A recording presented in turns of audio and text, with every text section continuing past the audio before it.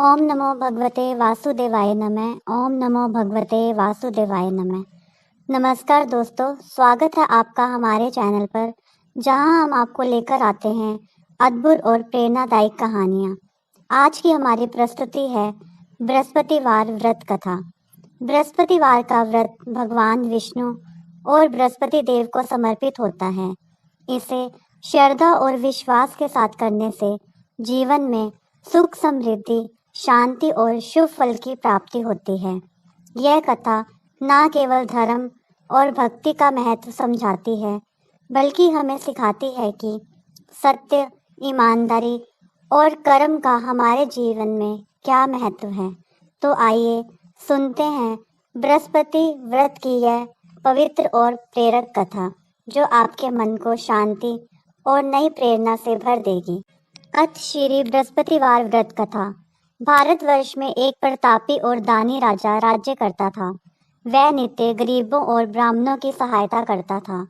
यह बात उसकी रानी को अच्छी नहीं लगती थी। वह ना ही गरीबों को दान देती, ना ही भगवान का पूजन करती थी, और राजा को भी दान देने से मना किया करती थी। एक दिन राजा शिकार खेलने वन को गए हुए थे, तो रानी महल में अकेली थी। उसी समय बृहस्पति देव साधु वेश में राजा के महल में भिक्षा के लिए गए और भिक्षा मांगी। रानी ने भिक्षा देने से इनकार किया और कहा, हे साधु महाराज, मैं तो दान पुण्य से तंग आ गई हूँ। मेरा पति सारा धन लुटाते रहते हैं। मेरी इच्छा है कि हमारा धन नष्ट हो जाए, फिर ना रहेगा बांस, ना बजेगी बांसुरी। साधु ने कहा, देवी, तुम तो बड़ी विचित्र हो। धन संतान तो सभी चाहते हैं, पुत्र और लक्ष्मी तो पापी के घर भी होने चाहिए। यदि तुम्हारे पास अधिक धन है तो भूखों को भोजन दो, प्यासों के लिए प्याऊ बनवाओ, मुसाफिरों के लिए धर्मशाले खुलवाओ। जो निर्धन अपनी कुंवारी कन्याओं का विवाह नहीं कर सकते, उनका विवाह करा दो। ऐसे और कई काम हैं जिनके करने से तुम्हारा यश लोक परलोक में फैलेगा। परंतु रानी पर उपदेश का कोई प्रभाव न पड़ा। वह बोली, महाराज, आप मुझे कुछ ना समझाएं। मैं ऐसा धन नहीं चाहती जो हर जगह बांटते फिरूं। साधु ने उत्तर दिया, यदि तुम्हारी ऐसी इच्छा है तो तथास्तु। तुम ऐसा करना कि बृहस्पतिवार को घर लीपकर पीली मिट्टी से अपना सिर धोकर स्नान करना, भट्टी चढ़ाकर कपड़े धोना। ऐसा करने से आपका सारा धन नष्ट हो जाएगा। इतना कहकर वह साधु महाराज वहां से आलोप हो गए। साधु के कहे अनुसार बातों को पूरा करते हुए रानी को केवल 3 बृहस्पतिवार ही बीते थे कि उसकी समस्त धन संपत्ति नष्ट हो गई। भोजन के लिए राजा का परिवार तरसने लगा।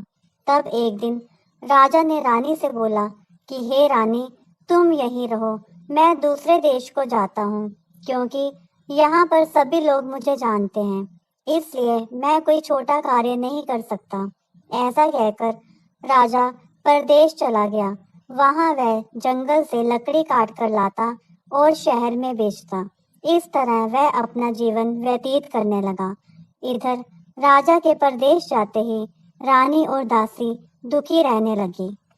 एक बार जब रानी और दासी को 7 दिन तक बिना भोजन के रहना पड़ा, तो रानी ने अपनी दासी से कहा, हे दासी, पास ही के नगर में मेरी बहन रहती है। वह बड़ी धनवान है। तू उसके पास जा और कुछ ले आ, ताकि थोड़ी बहुत गुजर बसर हो जाए। दासी रानी की बहन के पास गई। उस दिन गुरुवार था और रानी की बहन उस समय बृहस्पतिवार व्रत की कथा सुन रही थी। दासी ने रानी की बहन को अपनी रानी का संदेश दिया, लेकिन रानी की बड़ी बहन ने कोई उत्तर नहीं दिया। जब दासी को रानी की बहन से कोई उत्तर नहीं मिला तो वह बहुत दुखी हुई और उसे क्रोध भी आया। दासी ने वापस आकर रानी को सारी बात बता दी। सुनकर रानी ने अपने भाग्य को कोसा।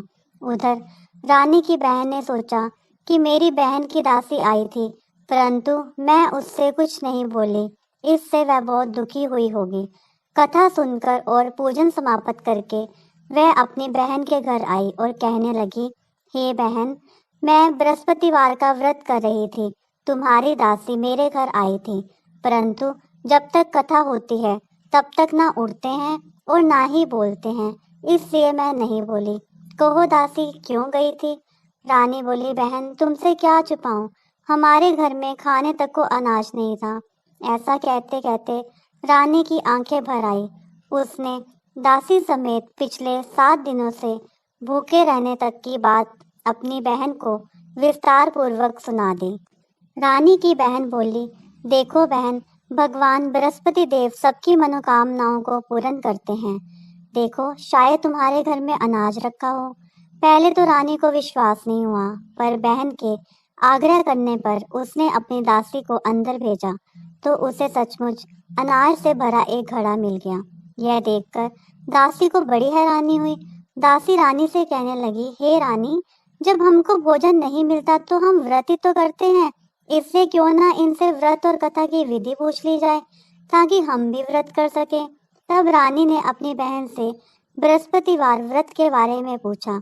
उसकी बहन ने बताया, बृहस्पतिवार के व्रत में चने की दाल और मुनक्का से विष्णु भगवान का केले की जड़ में पूजन करें तथा दीपक जलाएं। व्रत कथा सुने और पीला भोजन ही करें, इससे बृहस्पति देव प्रसन्न होते हैं। व्रत और पूजन विधि बताकर रानी की बहन अपने घर को लौट गई। 7 दिन के बाद जब गुरुवार आया तो रानी और दासी ने व्रत रखा। गुड़साल में जाकर चना और गुड़ लेकर आई, फिर उससे केले की जड़ तथा विष्णु भगवान का पूजन किया। अब पीला भोजन कहाँ से आए, इस बात को लेकर दोनों बहुत दुखी थे। क्योंकि उन्होंने व्रत रखा था, इसलिए बृहस्पति देव उनसे प्रसन्न थे। इसलिए वे एक साधारण व्यक्ति का रूप धारण कर 2 थालों में सुंदर पीला भोजन दासी को दे गए। भोजन पाकर दासी प्रसन्न हुई और फिर रानी के साथ मिलकर भोजन ग्रहण किया। उसके बाद वे सभी गुरुवार को व्रत और पूजन करने लगे। बृहस्पति भगवान की कृपा से उनके पास फिर से धन संपत्ति आ गई, परंतु रानी फिर से पहले की तरह आलस्य करने लगी। तब दासी बोली, देखो रानी, तुम पहले भी इस प्रकार आलस्य करती थी। तुम्हें धन रखने में कष्ट होता था, इस कारण सभी धन नष्ट हो गया, और अब जब भगवान बृहस्पति की कृपा से धन मिला है तो तुम फिर से आलस्य करती हो। रानी को समझाते हुए दासी कहती है कि बड़ी मुसीबतों के बाद हमने यह धन पाया है, इसलिए हमें दान पुण्य करना चाहिए, भूखे मनुष्यों को भोजन कराना चाहिए और धन को शुभ कार्यों में खर्च करना चाहिए, जिससे तुम्हारे कुल का यश बढ़ेगा, स्वर्ग की प्राप्ति होगी और पितृ प्रसन्न होंगे। दासी की बात मानकर रानी अपना धन शुभ कार्यों में खर्च करने लगी, जिससे पूरे नगर में उसका यश फैलने लगा। एक दिन राजा दुखी होकर जंगल में एक पेड़ के नीचे आसन जमाकर बैठ गया। वह अपनी दशा को याद करके व्याकुल होने लगा। बृहस्पतिवार का दिन था। एकाएक उसने देखा कि निर्जन वन में एक साधु प्रकट हुए। वह साधु वेश में स्वयं बृहस्पति देवता थे। लक्कड़हारे के सामने आकर बोले, हे लक्कड़हारे, इस सुनसान जंगल में तू चिंता मगन क्यों बैठा है? लक्कड़हारे ने दोनों हाथ जोड़कर प्रणाम किया और उत्तर दिया, महात्मा जी, आप सब कुछ जानते हैं, मैं क्या कहूँ। यह कहकर वह रोने लगा और साधु को अपनी आत्मकथा सुनाई। महात्मा जी ने कहा, तुम्हारी स्त्री ने बृहस्पति के दिन बृहस्पति भगवान का निरादर किया है, जिसके कारण रुष्ट होकर उन्होंने तुम्हारी यह दशा कर दी। अब तुम चिंता को दूर करके मेरे कहने पर चलो तो तुम्हारे सब कष्ट दूर हो जाएंगे और भगवान पहले से भी अधिक संपत्ति देंगे। तुम बृहस्पतिवार के दिन कथा किया करो। 2 पैसे के चने मुनक्का लाकर उसका प्रसाद बनाओ। शुद्ध जल से लोटे में शक्कर मिलाकर अमृत तैयार करो। कथा के पश्चात अपने सारे परिवार और सुनने वाले प्रेमियों में अमृत व प्रसाद बांटकर आप भी ग्रहण करो। ऐसा करने से भगवान सब मनोकामनाएं पूरी करेंगे। साधु के ऐसे वचन सुनकर लक्कड़हारा बोला, हे प्रभु, मुझे लकड़ी बेचकर इतना पैसा नहीं मिलता जिससे भोजन के उपरांत कुछ बचा सकूं। मैंने रात्रि में अपनी स्त्री को व्याकुल देखा है। मेरे पास कुछ भी नहीं जिससे मैं उसकी खबर मंगवा। साधु ने कहा, हे लक्कड़हारे, तुम किसी बात की चिंता मत करो। बृहस्पति के दिन तुम रोजाना की तरह लकड़ियां लेकर शहर को जाओ। तुमको रोज से दुगना धन प्राप्त होगा, जिससे तुम भली भांति भोजन कर लोगे तथा बृहस्पति देव की पूजा का सामान भी आ जाएगा। इतना कहकर साधु अंतर ध्यान हो गए। धीरे धीरे समय व्यतीत होने पर फिर वही बृहस्पतिवार का दिन आया। लकड़हारा जंगल से लकड़ी काटकर किसी शहर में बेचने गया। उसे उस दिन और दिन से अधिक पैसा मिला। राजा ने चना गुड़ आदि लाकर गुरुवार का व्रत किया। उस दिन से उसके सभी क्लेश दूर हुए। परंतु जब दोबारा गुरुवार का दिन आया तो बृहस्पतिवार का व्रत करना भूल गया। इस कारण बृहस्पति भगवान नाराज हो गए। उस दिन उस नगर के राजा ने विशाल यज्ञ का आयोजन किया तथा शहर में यह घोषणा करा दी कि कोई भी मनुष्य अपने घर में भोजन ना बनावे, ना आग जलावे। समस्त जनता मेरे यहाँ भोजन करने आवे। इस आज्ञा को जो ना मानेगा उसे फांसी की सजा दी जाएगी। इस तरह की घोषणा संपूर्ण नगर में करवा दी गई। राजा की आज्ञा अनुसार शहर के सभी लोग भोजन करने गए, लेकिन लक्कड़हारा कुछ देर से पहुंचा, इसलिए राजा उसको अपने साथ घर लिवा ले गए और ले जाकर भोजन करा रहे थे तो रानी की दृष्टि उस खूंटी पर पड़ी जिस पर उसका हार लटका हुआ था। वह वहां पर दिखाई नहीं दिया। रानी ने निश्चय किया कि मेरा हार इस मनुष्य ने चुरा लिया है।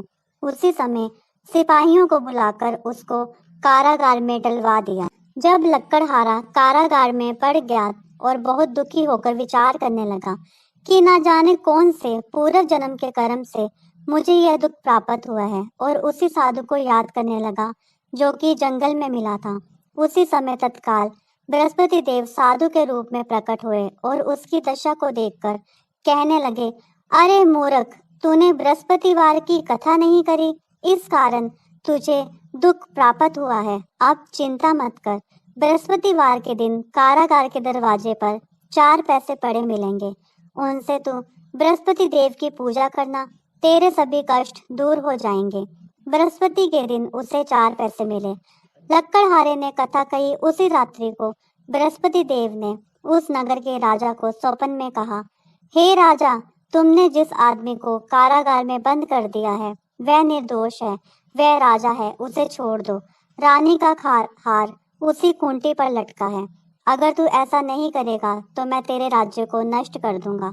इस तरह रात्रि के स्वप्न को देखकर राजा प्रातःकाल उठा और खूंटी पर हाथ देकर लक्कड़हारे को बुलाकर क्षमा मांगी तथा लक्कड़हारे को योग्य सुंदर वस्त्र आभूषण देकर विदा कर दिया। बृहस्पति देव की आज्ञानुसार लक्कड़हारा अपने नगर को चल दिया।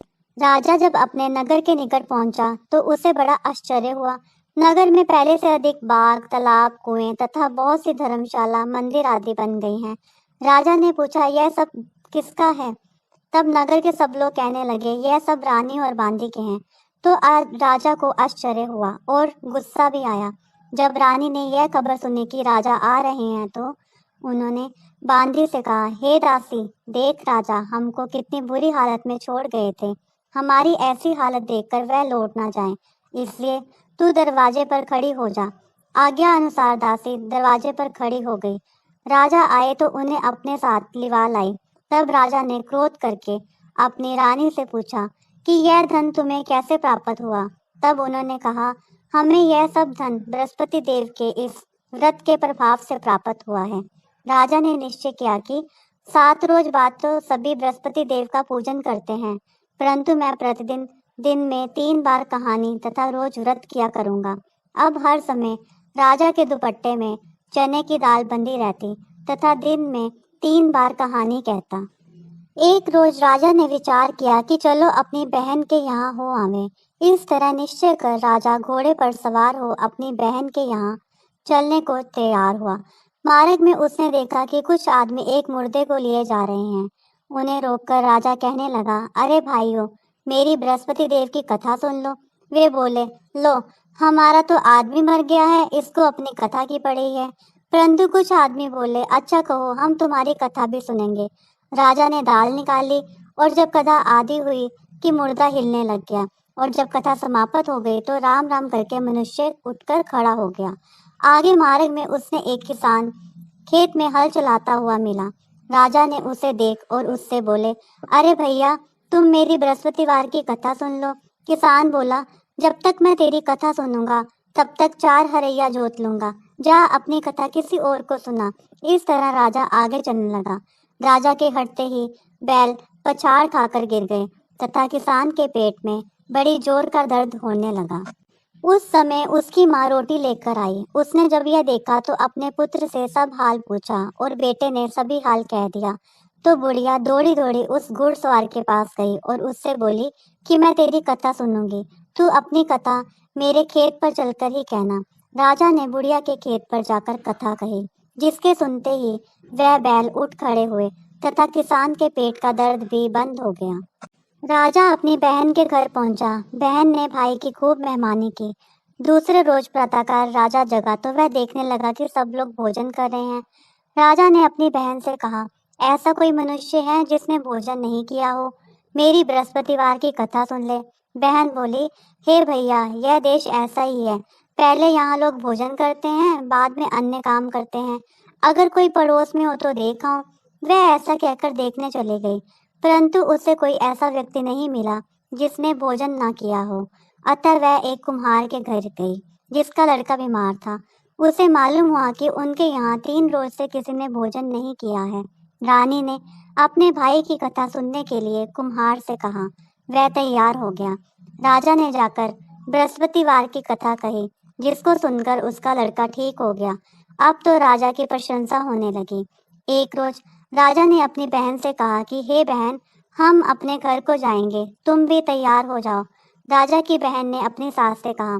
सास ने कहा, हाँ चली जा, परंतु अपने लड़कों को मत ले जाना, क्योंकि तेरे भाई की कोई औलाद नहीं है। बहन ने अपने भैया से कहा, हे भैया, मैं तो चलूंगी पर कोई बालक नहीं जाएगा। राजा बोला, जब कोई बालक नहीं चलेगा तब तुम ही क्या करोगे? बड़े दुखी मन से राजा अपने नगर को लौट आया। राजा ने अपनी रानी से कहा, हम निर्वंशी हैं, हमारा मुंह देखने का धर्म नहीं है और कुछ भोजन आदि नहीं किया। रानी बोली, हे प्रभु, बृहस्पति देव ने हमें सब कुछ दिया है, वह हमें औलाद अवश्य देंगे। उसी रात को बृहस्पति देव ने राजा से स्वप्न में कहा, हे राजा उठ, सभी सोच त्याग दे, तेरी रानी गर्भ से है। राजा की यह बात सुनकर बहुत खुशी हुई। 9वें महीने में उसके गर्भ से एक सुंदर पुत्र पैदा हुआ। तब राजा बोला, हे रानी, स्त्री बिना भोजन के रह सकती है, पर बिना कहे कह नहीं सकती। जब मेरी बहन आवे तुम मुझसे कुछ मत कहना। रानी ने सुनकर हाँ कर दी। जब राजा की बहन ने शुभ समाचार सुना तो वह बहुत खुश हुई तथा बधाई लेकर अपने भाई के यहाँ आई। तभी रानी ने कहा, घोड़ा चढ़कर तो नहीं आई, गधा चढ़ी आई। राजा की बहन बोली, भाभी, मैं इस प्रकार ना कहती तो तुम्हें औलाद कैसे मिलती? बृहस्पति देव ऐसे ही हैं, जैसे जिसके मन में कामनाएं हैं सभी को पूर्ण करते हैं। जो सद्भावना पूर्वक बृहस्पतिवार का व्रत करता है एवं कथा पढ़ता है अथवा सुनता है, दूसरों को सुनाता है, बृहस्पति देव उसकी सभी मनोकामनाएं पूर्ण करते हैं। भगवान बृहस्पति देव उसकी सदैव रक्षा करते हैं। संसार में जो मनुष्य सद्भावना से भगवान जी का पूजन व्रत सच्चे हृदय से करते हैं तो उनकी सभी मनोकामनाएं पूर्ण करते हैं।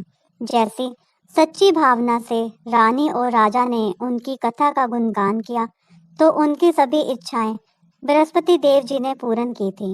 इसलिए पूर्ण कथा सुनने के बाद प्रसाद लेकर जाना चाहिए।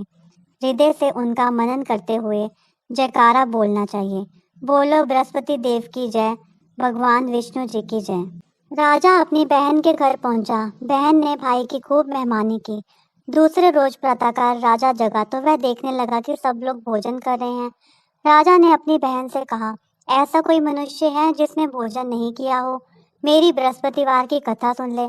बहन बोली, हे भैया, यह देश ऐसा ही है। पहले यहाँ लोग भोजन करते हैं, बाद में अन्य काम करते हैं।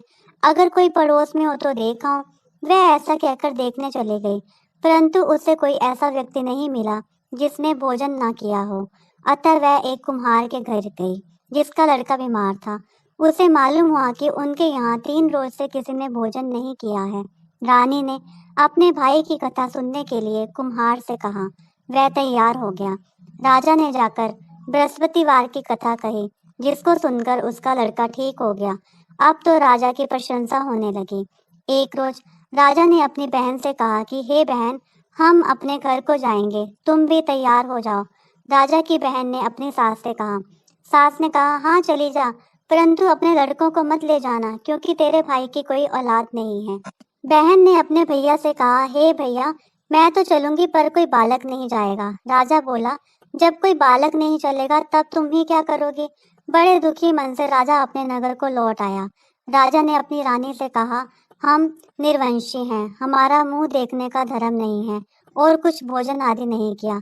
रानी बोली, हे प्रभु, बृहस्पति देव ने हमें सब कुछ दिया है, वह हमें औलाद अवश्य देंगे। उसी रात को बृहस्पति देव ने राजा से स्वप्न में कहा, हे राजा उठ, सभी सोच त्याग दे, तेरी रानी गर्भ से है। राजा की यह बात सुनकर बहुत खुशी हुई। 9वें महीने में उसके गर्भ से एक सुंदर पुत्र पैदा हुआ। तब राजा बोला, हे रानी, स्त्री बिना भोजन के रह सकती है, पर बिना कहे कह नहीं सकती। जब मेरी बहन आवे, तुम मुझसे कुछ मत कहना। रानी ने सुनकर हाँ कर दी। जब राजा की बहन ने शुभ समाचार सुना तो वह बहुत खुश हुई तथा बधाई लेकर अपने भाई के यहाँ आई। तभी रानी ने कहा, घोड़ा चढ़कर तो नहीं आई, गधा चढ़ी आई। राजा की बहन बोली, भाभी, मैं इस प्रकार ना कहती तो तुम्हें औलाद कैसे मिलती। बृहस्पति देव ऐसे ही हैं, जैसे जिसके मन में कामनाएं हैं सभी को पूर्ण करते हैं। जो सद्भावना पूर्वक बृहस्पतिवार का व्रत करता है एवं कथा पढ़ता है अथवा सुनता है, दूसरों को सुनाता है, बृहस्पति देव उसकी सभी मनोकामनाएं पूर्ण करते हैं। भगवान बृहस्पति देव उसकी सदैव रक्षा करते हैं। संसार में जो मनुष्य सद्भावना से भगवान जी का पूजन व्रत सच्चे हृदय से करते हैं तो उनकी सभी मनोकामनाएं पूर्ण करते हैं। जैसी सच्ची भावना से रानी और राजा ने उनकी कथा का गुणगान किया तो उनकी सभी इच्छाएं बृहस्पति देव जी ने पूर्ण की थी। इसलिए पूर्ण कथा सुनने के बाद प्रसाद लेकर जाना चाहिए। हृदय से उनका मनन करते हुए जयकारा बोलना चाहिए। बोलो बृहस्पति देव की जय, भगवान विष्णु जी की जय। बृहस्पतिवार की दूसरी कथा। प्राचीन काल में एक ब्राह्मण रहता था। वह बहुत निर्धन था, उसके कोई संतान नहीं थी। उसकी स्त्री बहुत मलिनता के साथ रहती थी। वह स्नान न करती, किसी देवता का पूजन न करती। इससे ब्राह्मण देवता बड़े दुखी थे। बेचारे बहुत कुछ कहते थे, किंतु उसका कुछ परिणाम न निकला। भगवान की कृपा से ब्राह्मण की स्त्री के कन्या रूपी रतन पैदा हुआ। कन्या बड़ी होने पर प्रातः स्नान करके विष्णु भगवान का जाप व बृहस्पतिवार का व्रत करने लगी। अपने पूजन पाठ को समाप्त करके विद्यालय जाती तो अपनी मुट्ठी में जौ भर के ले जाती और पाठशाला के मार्ग में डालती जाती। तब ये जौ स्वर्ण के जौ हो जाते, लौटने समय उनको बीनकर घर ले आती थी। एक दिन वह बालिका सूप में उस सोने के जौ को फटक कर साफ कर रही थी कि उसके पिता ने देख लिया और कहा, हे बेटी, सोने के जौ के लिए सोने का सूप होना चाहिए। दूसरे दिन बृहस्पतिवार का दिन था। इस कन्या ने व्रत रखा और बृहस्पति देव से प्रार्थना करके कहा, मैंने आपकी पूजा सच्चे मन से की है तो मेरे लिए सोने का सूप दे दो। बृहस्पति देव ने उसकी प्रार्थना स्वीकार कर ली। रोजाना की तरह वह कन्या जौ फैलाती हुई जाने लगी। जब लौटकर जौ बीन रही थी तो बृहस्पति देव की कृपा से सोने का सूप मिला। उसे वह घर ले आई और उससे जौ साफ करने लगी, परंतु उसकी माँ का वही ढंग रहा। एक दिन की बात है कि वह कन्या सोने के सूप में जौ साफ कर रही थी। उस समय उस शहर का राजपुत्र वहां से होकर निकला। इस कन्या के रूप और कार्य को देखकर मोहित हो गया तथा अपने घर आकर भोजन तथा जल त्याग कर उदास होकर लेट गया। राजा को इस बात का पता लगा तो अपने प्रधानमंत्री के साथ उसके पास गए और बोले, हे बेटा, तुम्हें किस बात का कष्ट है? किसी ने अपमान किया है अथवा कोई और कारण हो तो मुझसे करो, मैं वही करूँगा जिससे तुम्हें प्रसन्नता हो। अपने पिता की राजकुमार ने बातें सुनी तो वह बोला, मुझे आपकी कृपा से किसी बात का दुख नहीं है, किसी ने मेरा अपमान नहीं किया है, परंतु मैं उस लड़की से विवाह करना चाहता हूँ जो सोने के सूप में जौ साफ कर रही थी। यह सुनकर राजा आश्चर्य में पड़ गया और बोला, हे बेटा, इस तरह की कन्या का पता तुम ही लगाओ, मैं उसके साथ तेरा विवाह अवश्य ही करवा दूंगा। राजकुमार ने उस लड़की के घर का पता बतलाया। तब मंत्री उस लड़की के घर गए और ब्राह्मण देवता को सभी हाल बतलाया। ब्राह्मण देवता राजकुमार के साथ अपनी कन्या का विवाह करने के लिए तैयार हो गए तथा विधि विधान के अनुसार ब्राह्मण की कन्या का विवाह राजकुमार के साथ हो गया। कन्या के घर से जाते ही पहली की भांति उस ब्राह्मण देवता के घर में गरीबी का निवास हो गया।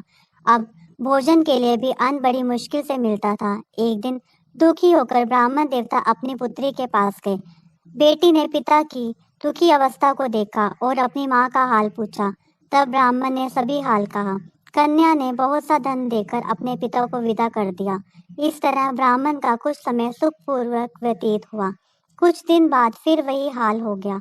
ब्राह्मण फिर अपनी कन्या के यहाँ गया और सारा हाल कहा। तो लड़की बोली, हे पिताजी, आप माता जी को यहाँ लिवा लाओ, मैं उसे विधि बता दूंगी जिससे गरीबी दूर हो जाए। वह ब्राह्मण देवता अपनी स्त्री को साथ लेकर पहुंचे तो अपनी माँ को समझाने लगी। हे माँ, तुम प्रातःकाल प्रथम स्नान आदि करके विष्णु भगवान का पूजन करो तो सब दरिद्रता दूर हो जाएगी। परंतु उसकी माँ ने एक भी बात नहीं मानी और प्रातःकाल उठकर अपनी पुत्री के बच्चों की जूठन को खा लिया। फिर उसकी पुत्री को भी बहुत गुस्सा आया और एक रात को कोठरी से सभी सामान निकाल दिया और अपनी माँ को उसमें बंद कर दिया। प्रातःकाल उसे निकाला तथा स्नान आदि करके पाठ करवाया तो उसकी माँ की बुद्धि ठीक हो गई और फिर प्रत्येक बृहस्पतिवार को व्रत रखने लगी। इस व्रत के प्रभाव से उसके माँ बाप बहुत ही धनवान और पुत्रवान हो गए और बृहस्पति जी के प्रभाव से इस लोक के सुख भोगकर स्वर्ग को प्राप्त हुए। सब बोलो विष्णु भगवान जी की जय हो। ओम नमो भगवते वासुदेवाय नमः। ओम नमो भगवते वासुदेवाय नमः।